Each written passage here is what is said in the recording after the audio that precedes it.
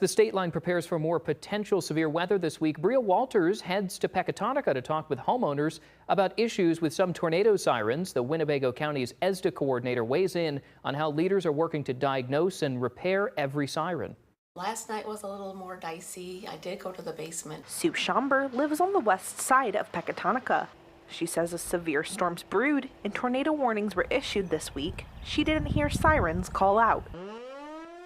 From what I've seen on Facebook and talked to some of my neighbors on the west side of Peck, seems like they did not hear the sirens, but on the east side of Peck, they did. Sirens have been a concern for residents of Winnebago County since 2024. The county's Emergency Services and Disaster Agency Coordinator, Slade Berry, says that's when they started working on necessary fixes to the 79 alarms. These are relatively simple machines. They fall into disrepair. I don't anticipate a lot of major repairs. Schomber questions the reason it's taking so long for the fixes to be completed. Tornadoes are happening. It should have been fixed before the next storm season. Berry explains there was an approval process through the Winnebago County Board.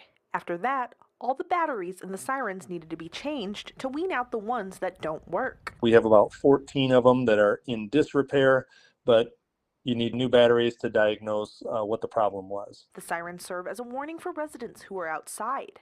Schomber understands that, but to her family, it's comforting to hear them. What if people are out driving?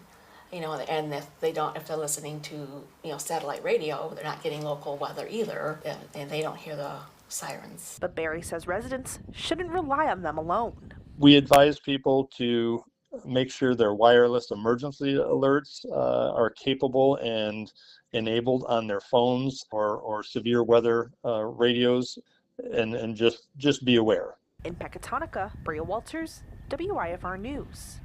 Schomber says she's fully prepared for any severe storms on Friday.